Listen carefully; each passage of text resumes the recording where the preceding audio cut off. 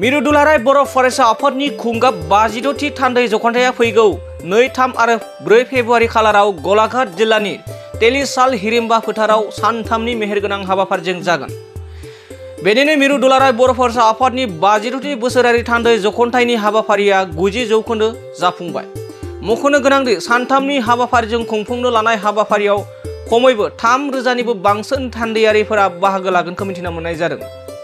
गलाघाट जिल्ला एबसुनि बोसोनगिरि सिमां बसुमतारिया खौरां बिजोंनि गेजेरजों फोरमायदों दि एबसुनि खुंफुंनो लानाय हाबाफारिया गुबुन गुबुन जायगानि थान्दै आरो ओनसोलनि दैदेनगिरि रायजो राजानि नुजाथिनायाव मेहेरगोनाङै जाफुंगोन होनना फोरमायो। लोगोसे 4 फेब्रुआरि जोबथा सानखालि गेवलां मेलाव आलासि महरै आसामनि गिबि मन्त्रि डक्टर हिमन्त बिश्व शर्मा, बिटिआरनि गाहाय मावफुं सोद्रोमा प्रमद बर', आसामनि केबिनेट मन्त्रि इउजि ब्रह्म, बर' कसारी अनसाय गाव हायुङारि खुंथायनि गाहाय मावफुं सोद्रोमा मिहिनेश्वर बसुमतारी, बिटिआर आरो बिकेडब्लिउसिनि इएमफोर, गुबुन गुबुन आफादनि दैदेनगिरि बिथांमोना बाहागो लागोनखौ फोरमायो। दुलाराय बर' फरायसा आफादनि खुंगा 52थि थान्दै जखन्थाइ बियो गलाघाट जिल्लानि सिङाव हिरिम्बा नोगोर तेलिसाल सिसुपानियाव फैगौ 2, 3 आरो 4 फेब्रुआरि 2024 मायथाइयाव जानो थांगासिनो दङ आरो जोङो रिसेपसन कमिटिनिफ्राय एबा बानजाय आफादनिफ्राय हागौमानि जोङो गोब्राब नाजानायनि गेजेरजों खामानिफोरखौ दाथ' फ्राय 90%, 99%खौनो होनांसिगोन आरो जोंनि आखायाव सानब्रै दंबावो। जोंनि मेन पेन्डेल एन्ड स्टेज मथा-मथि जाहैबायानो, बेनिफ्राय डेलिगेट हल, डेलिगेट केम्प, थानाय बादाफोर गासैबो जोङो माने 99%आव दा दङ आरो जायफोरनाखि एसे फिनिशिं बेफोर खामानिफ्रा सोलिगासिनो दङ। दा बेयाव बयबो जोंनि जिल्लानि रायजो राजाफोरनि जि अनसुंथाइ, मदद, हेफाजाब बेजों जोङो खुंफुंनो हानायनि जि मिजिं बेखौ खालामदों आरो बयबो रायजो राजाफ्रा खामानिफोरखौबो बिथांमोना फैनानै जोंजों जोबोरैनो हेफाजाब होफैदों आरो दा जोङो बयखौबो जोङो रिसेपसन कमिटिनि जानानै रायजो राजा बिथांमोनखौबो साबायखर बावदों आरो जोंनि बेयाव फ्राय 3,000 डेलिगेट्स फैगोन आरो बिनि जानाय थानाय गासैखौबो जोङो थिग थाक खालामगासिनो दं आथिखालाव आरो बे फ्राय जाफुंजोबसिगोन आरो मावसोम हान्जा दङ जोंनियाव 350 जन आरो माबायाव दङ जोंना मोसाखावरि हान्जा 200 गासै जोङो बिथांमोनखौ रिहार्साल खालामगासिनो दङ आरो अलमस्ट फ्राय बिथांमोनाबो फाइनाल स्टेजाव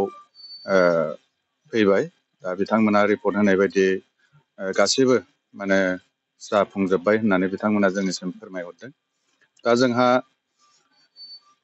जिखिनि खामानि आवगायगासिनो दं दा जोङो बेयाव एफा एनै थालांनायफ्राल' दंसै, दा बेखौ जोङो मावगासिनो दङ फारि फारि आरो बेयाव गुबुन गुबुन माखासे माबानिफ्रायबो फैगोन जोंहा स्टेट, जेरै नागालेण्ड स्टेटनिफ्राय थागोन, मेघालय स्टेटनिफ्राय थागोन, वेस्ट बेंगल स्टेटनिफ्राय थागोन आरो सारा आसामनिफ्राय बिटिआर आरो बिकेडब्लिउसि बेफोरनिफ्रायबो जोंहा बेयाव गोबां माखासे जिल्लाफ्रा बाहागो लाफैगोन, आनसलिक इउनिट गुबुन गुबुन जिल्लानिफ्राय बे रोखोमनि बाहागो लाफैगोन आरो जों आसा खालामो बे जथुम्माया एकदम गाजा गोमजायै मोजाङै जागोन। बेजों लोगोसे जोङो एक्जिबिसन दङ जोंहा आरो अपेन मार्केटबो दङ। दा बेयाव जोङो गुबुन गुबुन जिल्लाफोरनिफ्राय गोबां स्टलफोरखौ फैनाय जोंनिसिम खौरां फैदों आरो दा फैगासिनो दङ आरो खोनानो मोननाय बायदियैब्ला स्टलफ्रा बारा गैलिया होननानै बिथांमोना जोंनिसिम फोरमायदों साब कमिटिफ्रा। दा बिनिखायनो जोङो आसा खालामदों एक्जिबिसनावबो गोबां माखासे जोंनि जि साननाय बेबायदिनो गाजा गोमजा मानसि जागोन आरो जों खावलायो जे जाथि धोरोम बासियालासिनो बयबो बेयाव दोलै नोगोरै बाहागो लाफैगोन, जों बेखौ खावलायदों रिसेपसन कमिटि जानानै आरो गोबां माखासे जोंनि बे ओनसोलाव गुबुन गुबुन हारिफोरबो दङ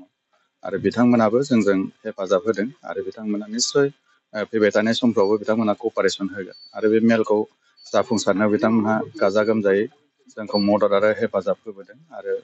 मेलनि समावबो बिथांमोनहा अनसुंथाइजों लोगोसे माखासे खामानि मावनाय बेफ्रावबो बिथांमोना मदद होबोदों आरो आलासि महरै जोंहा आसामनि चिफ मिनिस्टार दङ आरो बिटिआरनि जोंहा चिफ दङ बिथांमोनाबो बाहागो लागोन आरो गोबां माखासे आसामनि मन्थ्रि बिथांमोनाबो बाहागो लागोन बिटिआरनि EM आरो BKWSनि चिफ बिथांमोनाबो बाहागो लाफैगोन आरो लकेल जोंहा मन्थ्रि दङ अजन्ता नायक आरो MLA सुरगुदा समस्तिनि बिश्वजित फुकन बिथांमोनाबो बेयाव दोलै नोगोरै माने हेफाजाब आरो बाहागो लानायनि खोथाखौ बिथांमोना जोंनिसिम फैदों आरो बिथांमोना सम सम खबर लाफैदों जोंनि रिसेपसन कमिटिजों सावरायफैदों मा अभाब अभिजुग दङ बेफोरखौ बिथांमोना जोंजों सावरायफैगासिनो दङ दा बेखिनियानो आरो सेरफांगुरि बाजार सुरुमा माग बिहु दामाका अफार लाबोदों। क'क्राझार जिल्ला सेरफांगुरियाव थानाय फुंखा एन्टारप्राइज बाजार सुरुमा 11 जानुवारिनिफ्राय 31 जानुवारिसिम माग बिहु दामाका अफार आरो एक्सचेन्जनि खाबुफोर होगासिनो दङ। नोंथांमोना सेरफांगुरियाव थानाय फुंखा एन्टारप्राइज बाजार सुरुमाव खुंफुंजानाय माग बिहु दामाका अफार एक्सचेन्जआव फैनानै नोंथांनि लुबैनाय बाजाजनि बाइकखौ लांफैनो हागोन। बाजाजनि बाइक सालायनो मोजां मोनग्रा रायजो राजाफोरनो फुंखा एन्टारप्राइज बाजार सुरुमा लोगोसे मोजां अफारफोरबो लाबोदों। बेफोरनो जाबाय 90% लन गंनै हेलमेट फ्रि, केस होनानै बाइक बायगिरिफोरनो 1000 रां केसबेक हरफिननाय जागोन आरो माग बिहु दामाका अफार एक्सचेन्जजों लोगोसे बाइक बायगिरिफोरनो गांसे ब्लेंकेट फ्रि हरफानाय जागोन।